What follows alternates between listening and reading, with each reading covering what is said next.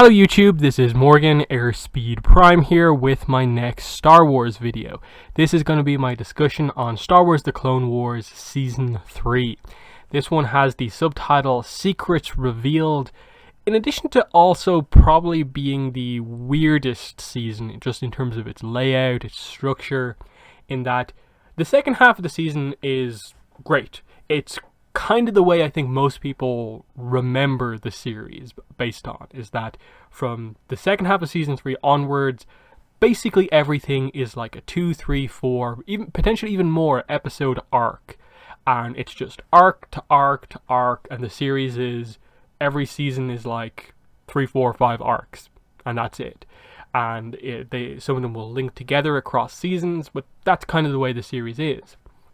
Which makes the first half of this season feel very, very weird, because it's a lot of more one-off episodes. They'll often do this thing where like they'll show you a prequel and a sequel episode in a row to an episode that happened in one of the previous seasons. And it makes the first half of this season feel just all over the place.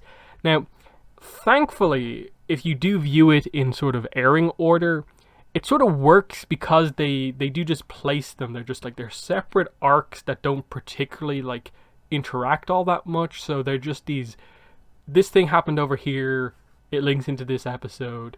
We'll move across over to here. This is these two episodes, they happen here. There's nothing that feels particularly like it's just, you are literally viewing stuff utterly out of order and you're going to be incredibly confused by it. Definitely you maybe wish they planned things out a little bit more, and probably even the way they are ordered here, you wish it was better, but it's alright.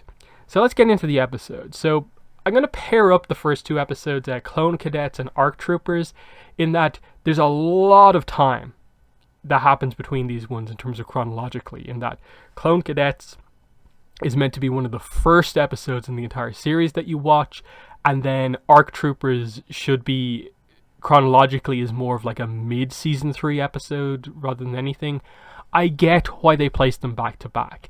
This is one of those situations where Clone Cadets is the prequel episode to Rookies from season 1.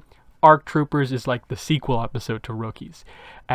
It's meant to be this sort of trilogy of episodes that covers Domino Squad from beginning, middle, to, you know, them as veterans type thing. The difference though is that like there's so much time happens between each of these episodes. It's more of a just general arc spread across seasons rather than like you should watch these 3 episodes in a row every time. It's more of just, you know, showing you these episodes here in a row because they deal with similar subject matter. Specifically, these 2 episodes are mainly linked by the idea of the kind of deformed clone 99, who helps Domino Squad to really figure out their issues and get through in the first episode. And then we see him and his big sacrifice defending Kamino from the Separatist attack in the second one. That's like the main connection between the 2 episodes, apart from the fact that it's, you know, Domino Squad, and we see the progression of like them as cadets training with Shaak Ti and the 2 bounty hunter trainers, to just being standard, you know, shiny clones in Rookies. And at the end of that, we find out that in Rookies, of course, the survivors are allowed to join the 501st, and we see them in action as more veteran clones in ARC Troopers here, defending their home. I think they're both very good episodes. I love seeing the training courses and the different interactions of so many clones, the different approaches from their teachers in Clone Cadets. And then ARC Troopers is a really big action episode. Like, I think you have Ventress and Grievous attacking here. You have Obi-Wan, Shaak Ti, Anakin, and the whole plots with the clones. And then I think the sort of, it's almost like Heavy's arc in a way of like, he's sort of your focused upon character in Clone Cadets. He makes the big sacrifice in Rookies, and then here, you know, his sort of medal is given to 99 here, who sacrifices himself. And the defining line from him is, you know, like, how can I be a failure if I was never given a chance? And when he gets his chance, he really proves himself to be a hero. It's just a good arc for him. Next up, episode 3 is Supply Lines. Again, this is meant to be one of the really, really early episodes. This is actually the prequel episode to the season 1 premiere, Ambush, the Yoda, Ventress, Toydarian King. This is the setup for that. In addition to being a very early setup for the Ryloth war arc, in that here we have Jedi Master Imagundai and his clone forces basically helping Cham Syndulla. Again, lots of references going on here as they're trying to get aid for Ryloth before they're really prepared for their big attack that later comes in at the end of season 1. I quite like this one because you do, even though like his name is a bit of a joke, Jedi Master gonna die. He gets a really cool final stand here, showing just the devotion of the Jedi to protecting these people, just the dynamic between him and his clone commander and them fighting back to back and kind of going down together. It's really emotional and powerful as they really contrast what's happening on the battlefield with the sort of more humorous, funny stuff happening with like Bail Organa and Jar Jar trying to get aid, while also, you know, sneaking this supply ship, you know, past them and so on. It's pretty cool, fun episode, and you can see like there's a value to doing a lot of these sort of setup episodes and sequel episodes to previous ones to add more depth. It's just weird when you get all of them out of order in a row like this. Next up, Sphere of Influence, and like this is roughly in order in that, like, okay, this one you're meant to view after ARC Troopers and like before this episode. This is an interesting one in that, like, we have, Senator Chuchi is back, and we see her and Ahsoka kind of friends. We also sort of focus on the character that George Lucas actually portrayed in the prequels, Papanoida, and it's just this kidnapping plot. I think it's fine. It's not one of the better episodes. Like, you'll notice that a lot of the middle, the kind of second quarter of this season is very political focused episodes. So before we get into some of the best stuff that the series has to offer, we do have a lot of this kind of politics focused stuff. And I think a lot of it's actually quite good, but then you do have some slightly weaker episodes like this. I think this one is fine, but I don't have too much to say about it really.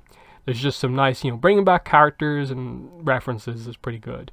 The next 2 episodes are sort of a two-parter, Corruption and the Academy, in that, like, okay, we're back on Mandalore here, and we're dealing with, what's going on in the aftermath of Obi-Wan's visit there back in season 2, and it's this corruption happening in the back of things, poisoned tea being sent to the schools as, everyone is trying to increase their profits and they're cutting costs, and you see who's actually behind it, and he gets arrested. And then in the second episode, the Academy, Ahsoka's brought in to teach the younger people of Mandalore about corruption, how to avoid it, how to identify it, and they end up, uncovering the plot, basically. I think it's a pretty solid episode that really highlights sort of the growth of Ahsoka so far across 3 seasons, and is a decent setup for sort of the transition into her, like, character redesign, sort of the time skip, that she's become like a decent teacher, so it's about time to show her sort of more grown-up redesign. So pretty solid stuff there. I like the references back to Mandalore, and these are the type of episodes that you almost feel like, do I need to watch them because I like the Mandalorian? And it's kind of like, yes, actually, just to see how kind of messy the political system is there, to see how much changes over the course of the Clone Wars. Next up is Assassin. Now, this is an interesting episode where, again, Ahsoka and Padme are paired up. Ahsoka has these visions of Aurra Sing assassinating Padme, so she goes with her on a political mission. Padme's trying to give a big speech, and Ahsoka is being very protective of her, of course. And I like this because, like, Padme believes Ahsoka. Everyone else is a little bit like, are you sure? But Padme believes her, and they don't state it as such, but it's clear why she believes her, because Padme was there when Anakin was having the visions about what happened to his mother, and that came true.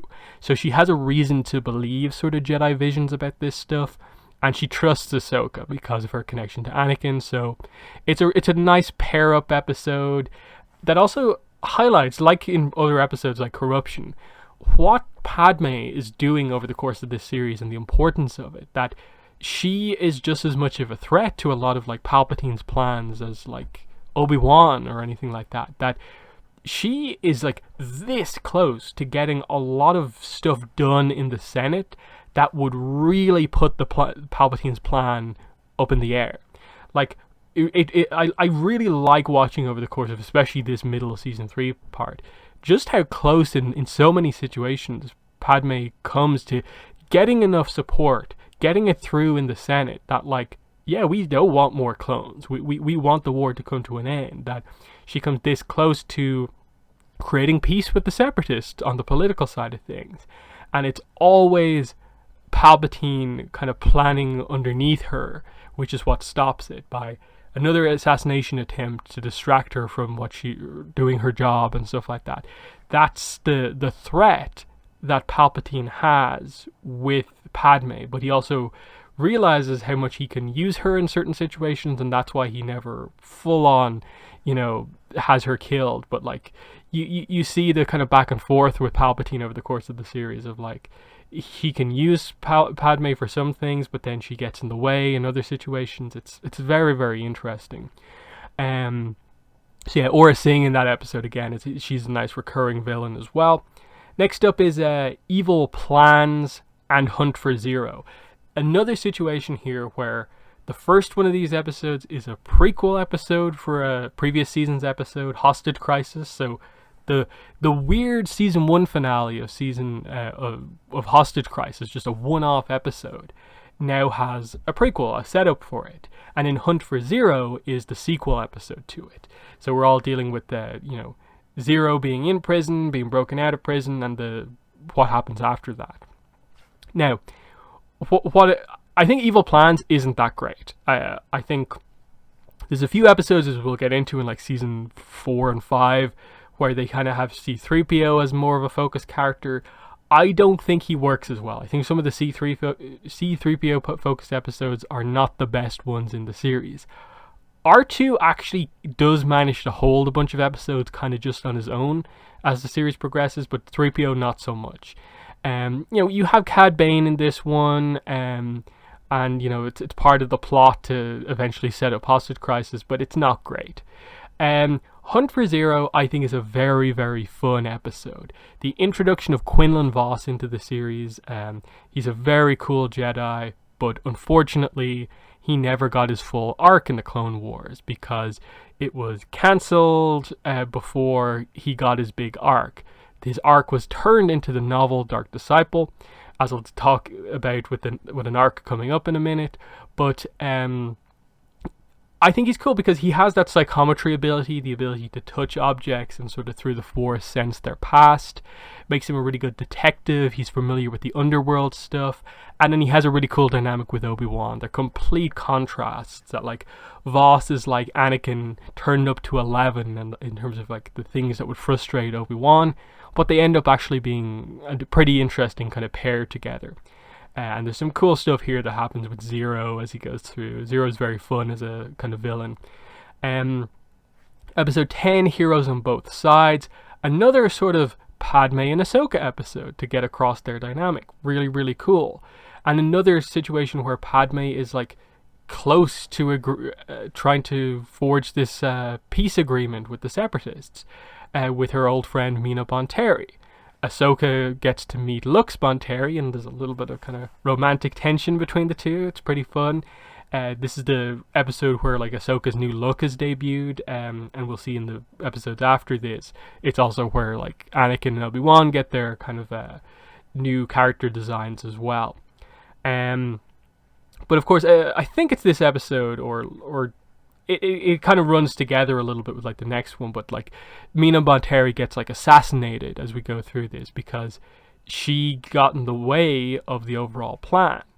That this is where you really realize that this war is just destined to go on, and as close as anyone on either side can get, they're never going to be allowed to fully complete the situation. But that if Dooku and Palpatine weren't paying attention, some of this stuff would go through and potentially the plan would be completely thrown up in the air because they are very close to forming this kind of peace agreement over the course of this episode and the next one, Pursuit of Peace, where we have like Amidala, Organa, and Anaconda Farr trying to stop this bill to get new clones to keep the war going.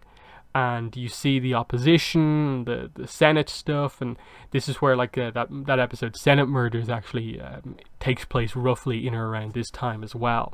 So a lot of these political arcs actually work quite well, but I think they sort of need like Padme in them to work really well. Then we get into the turning point in a way for season 3. We get our first big arc here, the Night Sisters Ventress arc, with Night Sisters, Monster, and Witches of the Mist. Great 3 episodes, starts Ventress's character arc, because before this she had just been sort of the, oh, we don't want to use Grievous, so we'll just use Ventress. Just they're both in the exact same role in terms of the Separatist army as the commanders, and that's really all there is. Here we finally get into her character situation and give her an arc of like, she's taken out here. Like, Sidious asks Dooku to eliminate her. He tries to. He thinks he's done it, but she survives. And then wants revenge against Dooku, so she goes back to where she's from, Dathomir, to the Night Sisters, and uses their kind of magics and kind of tactics to try and get one over on Dooku. And it's a great setup of just Ventress wanting revenge against Dooku, and she's going to try and take him out now that she's not part of the Separatists anymore. So very cool stuff, and like the first attempt fails, and it really highlights how amazingly powerful Dooku is, that even poisoned and barely able to see anything, he is still so much more powerful than Ventress and some of the Night Sisters on their own. That kind of duel in his bedroom is very cool. The second episode, Monster, here is where we get introduced to Savage Opress, and just they do some good world building here as well. Of just like the women on Dathomir control it. They are the witches, the Night Sisters. The men are sort of just, you know, they listen to what the women say, and that's just the structure on that planet. So she tries to get basically a new apprentice for Dooku who will be more in control. So Mother Talzin gives Dooku Savage Opress, but he is actually loyal to Ventress, and so this is another ultimate assassination attempt against Dooku here. The interesting thing, though, is that they reveal Savage Opress is Darth Maul's brother. That Darth Maul is from Dathomir, so he's a Dathomiri Zabrak, not Iridonia. Very cool details there. And then in the last episode, we see just like the training of Opress and how he's constantly bettered by the lightning, and eventually, like, it's this really cool thing of like he causes chaos across the galaxy as he does Dooku's bidding. He kills the King of Toydaria, who we saw in a few previous episodes, and just with his raw power is kind of getting the better of like Obi-Wan and Anakin, because they're shocked by just how strong he is. And then what ends up happening is that because he's only recently been trained, he's skilled, but only to a certain point, so he's not able to get the better of Dooku when Ventress finally unleashes the plan. And even 2-on-1, they can't beat him, and what ends up happening is that he basically just snaps out of all of the control. He hates Dooku constantly force lightning him. He hates that Ventress is just kind of insulting him for not being as good as Dooku. And he just ends up sort of charging out on his own and, you know, basically listening to what Talzin says when he goes back to Dathomir. And she basically just says, go and look for your brother, Darth Maul, who's actually still alive. Huge reveal. I know it was sort of surprised people at the time, and they were like, oh, why are they doing this? You know, Darth Maul died, he was cut in half, can we not just leave it like that? But I think Darth Maul benefits greatly from his return, the amount of characterization he gets from going from having just like a handful of lines of dialogue and just being cool, to now, as we go through it, we get to learn so much more about him. So really strong arc there with those 3 episodes. Then we move into another very strong arc, probably my favorite one across the Clone Wars, and that is Overlords. So we have Overlords, Altar of Mortis, and Ghosts of Mortis. Such a great arc. The amount of lore, detail, one of the only arcs to ever tackle the idea of like the Chosen One prophecy and it being real.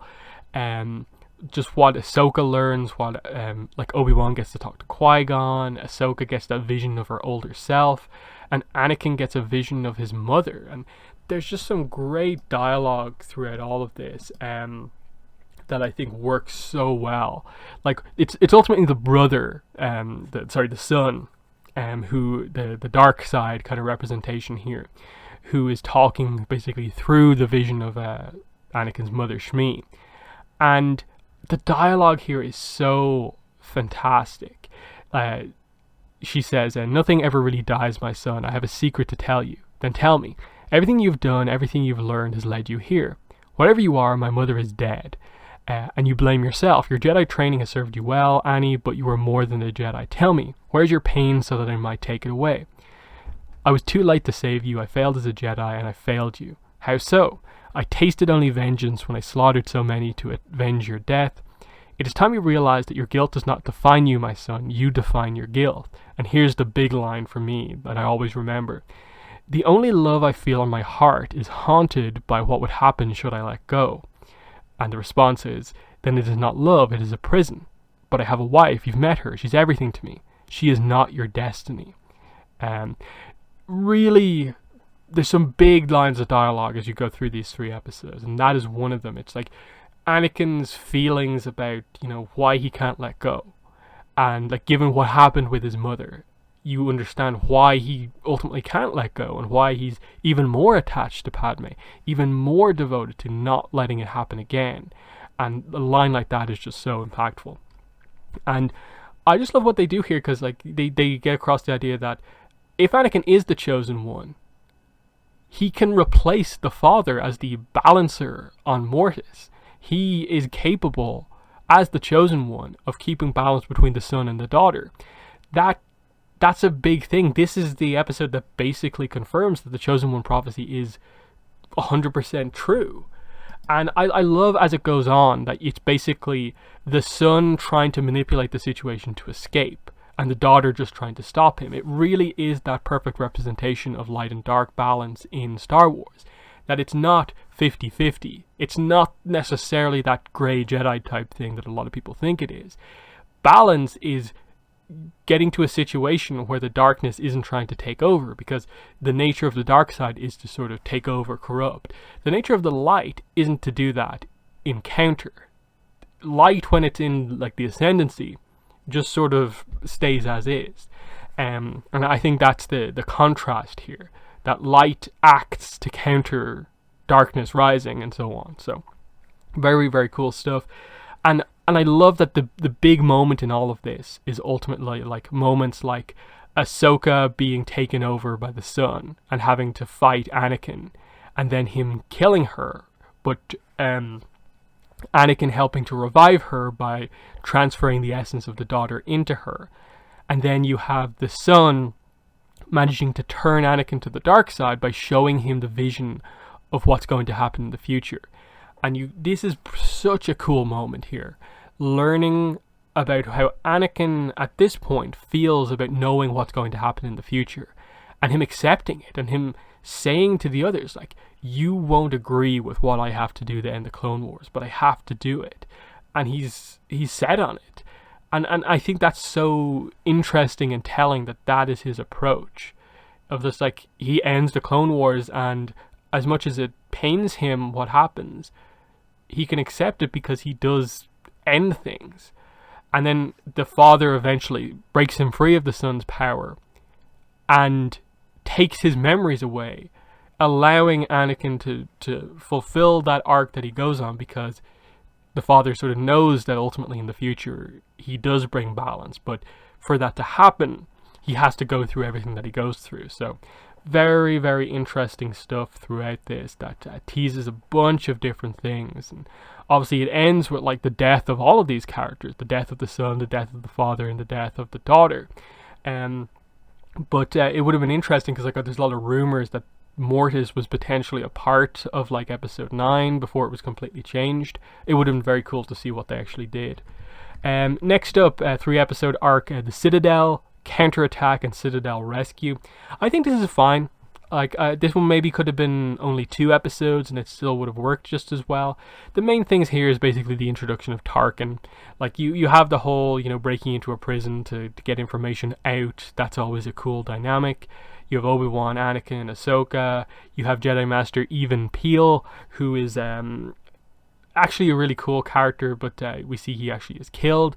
So it's interesting, they kill off a kind of noted Jedi Master here, that they're willing to do that. And then the main thing here is like it starts a little bit of that rivalry between Tarkin and Ahsoka, as well as the sort of potential friendship or dynamic into the future with Tarkin and Anakin. But it's just a solid mission arc.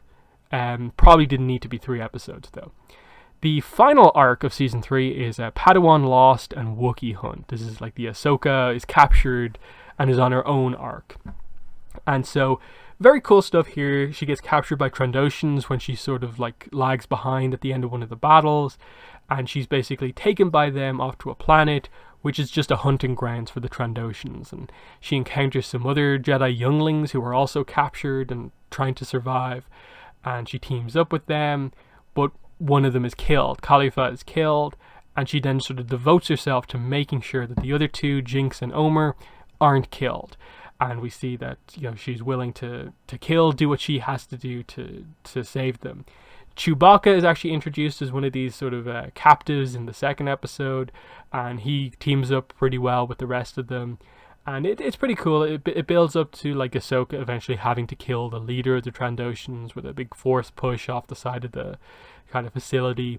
And she does manage to save anyone. It's a big kind of proving arc for Ahsoka of just doing this on her own and having to deal with the loss of Khalifa, but also standing up to save everyone else. I wish they'd referred back to this episode a little bit more, in the sense that like Jinx and Omer, the 2 younglings that she saves, they never really cover, are they like reintegrated into Jedi Order, or are they just allowed to like live their lives somewhere? I wish they'd come back to them in some way. But still, it's a solid ending of like the big point of this season being the sort of time skip, almost the character redesigns, and really having an episode for Ahsoka to really prove herself was very good. So yeah, a very weird season in many ways. Like, we end with 4, in my mind, very strong arcs. The Ventress Night Sisters arc, Mortis arc, and the Padawan Lost arc all being very good. Citadel, I think, is solid, but not overly impressive, but still a very strong ending to the season. And then a bunch of random episodes, but they're still good random episodes at the first half of the season. The clones are always a good one, especially Domino Squad. I like the Supply Lines episode with Jedi Master Die. And apart from maybe 1 or 2, a lot of the political episodes that happen at that sort of second quarter stage of the season are actually quite good, with a lot of Padme included, a lot of Padme and Ahsoka. And a lot of just set up for like, there is this political arc going on during the Clone Wars of Padme getting close, her next sort of plan to stop the war from happening, to bring peace, and Palpatine always doing something to prevent it from happening. That's really cool stuff to me going on in the background as well. It's not just all about the Jedi and the action. There is this sort of always political machinations going on, and the one way, in a way, that they could have stopped this was by having good political machinations in response to that, but they couldn't quite ever get there because they didn't find out about enough quick enough. But yeah, they're my thoughts on Season 3. In the comment, let me know what your thoughts are on Season 3 of the Clone Wars. But that has been the video. Thanks for watching, and bye.